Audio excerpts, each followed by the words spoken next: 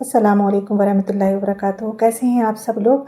तो ये छठा रोज़ा है और मुझे देर हो गई थोड़ा अपलोड करने में, तो उसके लिए माज़रत। तो यहाँ पर ना क्योंकि रमज़ान शरीफ आ गए तो इसकी वजह से गर्म कपड़े समेटे नहीं गए, जो ज़्यादा मोटे मोटे कपड़े थे तो वो नहीं मैं समेट पाई थी। तो अब मैंने ये सोचा है कि अब प्रॉपर एक टाइम तो नहीं मिल पाएगा कि लगकर सारे कपड़े एक साथ समेट दिए जाएँ। तो मैंने ये सोचा है कि रोज़ का थोड़ा थोड़ा करके सामान जो है वो समेटना स्टार्ट कर देती हूँ। तो सबसे धुले हुए तो रखे थे खैर सारे, लेकिन अपनी अपनी जगह पर नहीं थे, और थे भी तो कुछ के कवर नहीं चढ़ाए थे अभी, तो ऐसे ही हैंग हो रहे थे। तो मैंने सब अब जो मोटे कपड़े थे जैसे जैकेट हो गए, ब्लेज़र हो गए, तो ये बच्चों के या बड़ों के अपने या हस्बैंड के, तो वो मैंने सब जो थे अलमारी में जहाँ मुझे रखना होते हैं मैं वहाँ पर रख देती हूँ। जिसके कवर होते हैं उसको कवर में करके रखती हूँ, जिसके मतलब इस तरीके से पॉलीथीन में करके आए थे, ये ऐसे ही आए थे, तो उनको उस पॉलीथीन में करके हैंग कर देती हूँ। और जिनका अगर कवर वगैरह नहीं होता है, जैसे हस्बैंड की बास्केट वगैरह है, तो इसको मैं पुराने दुपट्टों में ना लपेट कर रख देती हूँ। इससे ये धूल से बच जाते हैं और ये सेफ रहते हैं। तो सारे मोटे कपड़े तो आज मैंने अल्हम्दुलिल्लाह समेट दिए थे, और कुछ मतलब मोटे ब्लैंकेट थे वो भी समेट दिए हैं। अब बस हल्के फुल्के से कपड़े रह गए हैं, तो वो भी हल्के हल्के करके समेट ही दूँगी। और ये ईद के कपड़े बच्चों को लेकर आई थी मैं, तो जब से आए हैं तो मैंने ऐसे ही रख रखे थे। मैंने कहा जब बच्चे ईद को पहन लेंगे तभी इनको फिर हैंगर में हैंग करूँगी। अभी फ़िलहाल मैं इनको ऐसे ही रख देती हूँ। तो इधर जो हस्बैंड के कपड़े थे, तो हस्बैंड के कपड़े भी जो मतलब जर्सियाँ वगैरह, स्वेटर या मतलब मफ़लर वगैरह जो भी थे, तो वो भी मैंने हस्बैंड के भी सारे इस तरीके से मैं डब्बों में करके रखती हूँ अलमारी में बंद करके। और इसमें जो गोली होती है फ़िनाइल की, वो गोलियाँ डाल कर ही रखती हूँ मैं सारे कपड़ों में, ब्लैंकेट हो, लिहाफ हो या इस तरीके के कपड़े हों, तो वो मैं सब में ही डाल कर रखती हूँ। तो मैंने हस्बैंड के कपड़े भी समेट दिए। सारे काम तो चल ही रहे थे मेरे, और उसके साथ साथ मैंने अंडे भी बॉईल करने को रख दिए थे, क्योंकि आज हमारे हस्बैंड की फरमाइश थी कि अंडा कड़ी बनाना।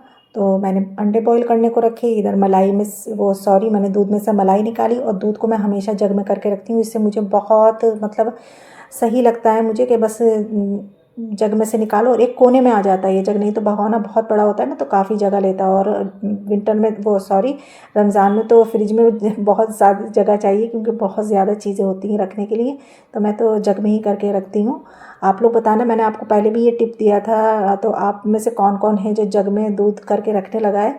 और हमारे पास जहेज़ के बहुत सारे जो है ना लेमन सेट रखे हुए हैं, तो पता नहीं कब तक वो ऐसे ही रखे रहेंगे। तो इस तरीके से हम लोग उस लेमन सेट को भी यूज़ कर सकते हैं, यूटिलाइज़ कर सकते हैं।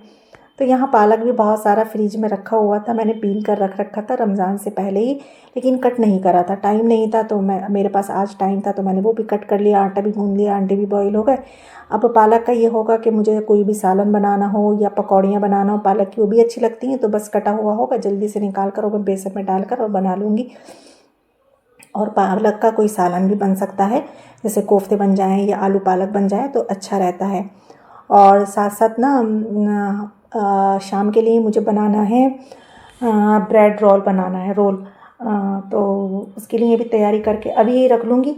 अच्छा, ये होता है ना कि मैं अकेली हूँ काम करने के लिए, और मेरी तरह और भी मेरी बहुत सारी सिस्टर होंगी जो अकेली ही होंगी, उनको सारा काम खुद ही हैंडल करना पड़ता है, और साथ साथ यूट्यूब को भी लेकर चलना पड़ता है। तो मैं तो उनसे यही मशवरा दूंगी कि थोड़ा बहुत काम अगर सुबह के टाइम में आपके पास फ्री होती हैं, तो थोड़ा बहुत काम सुबह में करके रख लिया करें दोपहर में, तो उससे बहुत आसानी होती है। तो मैं तो ऐसे ही करती हूँ। देखिए, मैंने सारा मसाला भी निकाल लिया अंडा कड़ी का, और ये ब्रेड है। अब इसके सारे एजेस जो है ना वो सब मैं निकाल लूँगी। सीज़र की मदद से बहुत आसानी से निकलेंगे, नाइफ़ से थोड़ा ना देर से निकलते हैं, थोड़ी दिक्कत होती है, लेकिन सीज़र से बहुत अच्छे से ये एजेस जो है ना वो कट जाते हैं। अच्छा, इन एजेस को ना फेंकना नहीं है, इनसे हम ब्रेड क्रम्स बना लेते हैं। मार्केट से ही मिल जाते हैं, लेकिन जब घर में है इसको वेस्ट करने से क्या फ़ायदा है, इसके हम ब्रेड क्रम्स बना सकते हैं। तो या तो इसको थोड़ी देर धूप में रख दें तो ये थोड़े हार्ड पड़ जाएंगे, या फिर अगर धूप में नहीं रख रही हैं तो आप फ्रिज में रख दिए थोड़ी देर, तो ये हार्ड हो जाएंगे। फिर बड़ी आसानी से ये जो है ना इसके ब्रेड क्रम्स जो हैं वो बन जाते हैं। एक कुरकुर सी आवाज़ आती है उसमें से। बस फिर अच्छा, यहाँ पर ये हुआ, हमारे घर आजकल लाइट बहुत परेशान कर रही है, बहुत जा रही है। फिर लाइट जाती है ना, तो लाइट के जाने के बाद फिर इन्वर्टर भी खाली हो जाता है पूरा का पूरा, फिर मुझे कैंडल जला के काम करना पड़ता है। तो आप लोग बहुत से मेरे शॉर्ट्स में भी देखा होगा कि मैं कैंडल जलाकर काम करती हूँ, तो यही वजह है उसकी। तो यहाँ पर अब इनको ना बेलन से बिल्कुल फ्लैट करना था इन ब्रेड को, तो वही मैं फ्लैट करके रख रही थी कि शाम को आसानी रहेगी। बस मुझे इसके अंदर फीलिंग्स भरना होगी, आलू का बैटर भरना होगा, और कोटिंग करके और बस फ्राई करना होगा। तो ये सब मैंने करके रख लिया है शाम के लिए, मुझे बहुत आसानी हो जाएगी। अब मैं पढ़ूँगी नमाज़, फिर उसके बाद पढ़ूँगी कुरान, फिर उसके बाद जाती हूँ मैं लाइव। तो आप लोग अगर मेरी लाइव पर नहीं आते हैं तो मेरी लाइव जाने का 3:30 बजे का टाइम है रमज़ान में, तो आप लोग ज़रूर आना मेरी लाइव पर।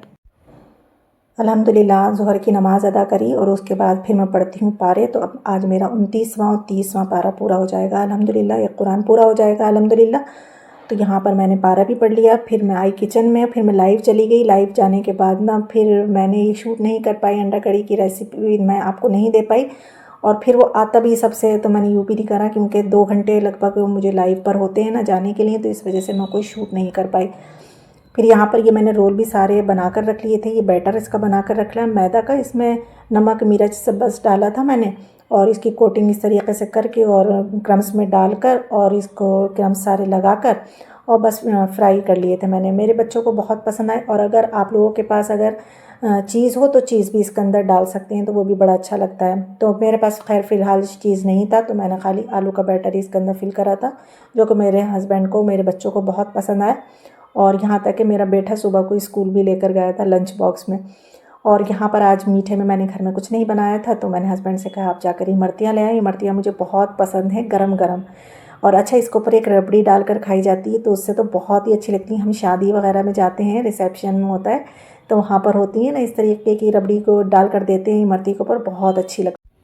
बस मैं किचन में फ्राई करती रहती हूँ। अब ये दस्तरखान लगने का टाइम हो जाता है, तो बच्चों से कह देती हूँ कि आप लोग जाकर दस्तरखान लगाओ, मैं ये सारी चीज़ें कर रही हूँ। तो बच्चे मेरे दोनों मिलकर ये सारे दस्तरखान लगा लेते हैं, सजा लेते हैं। फिर उसके बाद थोड़ा बहुत आप लोगों के लिए शूट कर लिया जाता है। तो ये था आज का मेरा दस्तरखान। अल्हम्दुलिल्लाह अल्हम्दुलिल्लाह, अल्लाह का जितना भी शुक्र अदा करें उतना कम है कि अल्लाह पाक इतनी सारी नेमतों से हमें नवाज देता है। अल्लाह का लाख लाख शुक्र है। तो यहाँ पर अब मैं जा रही थी नमाज़ पढ़ने मगरिब की, तो मैं चाय का पानी ना पहले से ही रख देती हूँ, तो उससे ना काफ़ी अच्छी वो चाय जो होती है ना वो खौल जाती है, जिसको कहते हैं नहीं, औंठ जाती है वो। तो अब बस यहाँ पर दूध डाल दिया मैंने इसके अंदर और सिम पर करके रख दिया। मैं पढ़ूँगी मगरिब की नमाज़, उसके बाद पढ़ती हूँ मैं सूरह मुल्क और सूरह वाक़िया ज़रूर पढ़ती हूँ मैं। उसके बाद फिर आ गई किचन में, चाय को मैंने कपों में डाला। और आज शायद मैंने कचरियाँ फ्राई नहीं करी थी, क्योंकि आज हमने जो था ना रोल खाए थे। नहीं नहीं करी थी, देखिए आज भी हुई हैं। ऐसा तो हो ही नहीं सकता कि हमारे यहाँ कचरियाँ फ्राई ना हो, ऐसा तो हो ही नहीं सकता। तो खाली आज ऑनियन चिप्स जो थे वो फ्राई करे थे। और अब देखिए मेरे किचन का हाल देखिए, अब आप क्या हश्र हो जाता है जब सब लोग खा लेते हैं ना, और खाने के बाद लाकर दस्तरखान का जितना सामान होता है वो यहाँ पर सज जाता है। फिर मेरा किचन जो है पूरा का पूरा सज जाता है। और यहाँ पर थोड़ी बहुत इमरतियाँ बच गई, इनको मैं रख दूँगी फ्रिज में, फिर यूज़ में आ जाएंगी, इनको गर्म करके खा लेंगे। और देखिए क्या हालत हो रही है, मेरे बच्चे उठाकर लाकर फिर सारा का सारा सामान यहाँ पर रख देते हैं। खैर इतना तो है ना कि दस्तरखान से तो समेट ही देते हैं, किचन तक पहुँचा देते हैं। अब यहाँ से साफ़ करने की जो बारी है वो मेरी होती है। तो अभी करती हूँ, अभी दिखाती हूँ मैं आप लोगों को किचन को साफ़ सुथरा करके। सारे बर्तन अपनी अपनी जगह पर रखूँगी, बर्तनों को वॉश करूँगी, जो चीज़ जहाँ रखना है उनको वहाँ रखूँगी।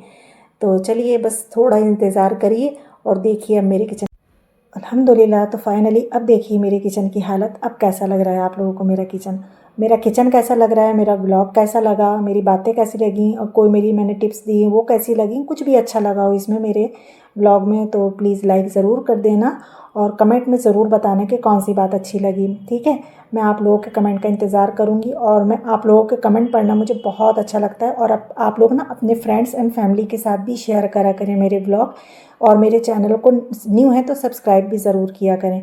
और कल को बनाऊंगी मैं उड़द गोश्त, तो उसके लिए उड़द और चने मैंने भिगो कर रख दिए थे कि सुबह को आसानी होगी मुझे बनाने में। तो यहाँ पर मैं एक दिन पहले ही सोच लिया मैंने कि कल को उड़द गोश्त बनाऊंगी। तो ये हैं हमारे ढेर सारे बर्तन जो हमने वॉश करके रखे थे। तो बस चलती हूँ, मुझे दुआओं में याद रखना। फिर मिलूँगी इंशाअल्लाह। अल्लाह हाफिज़।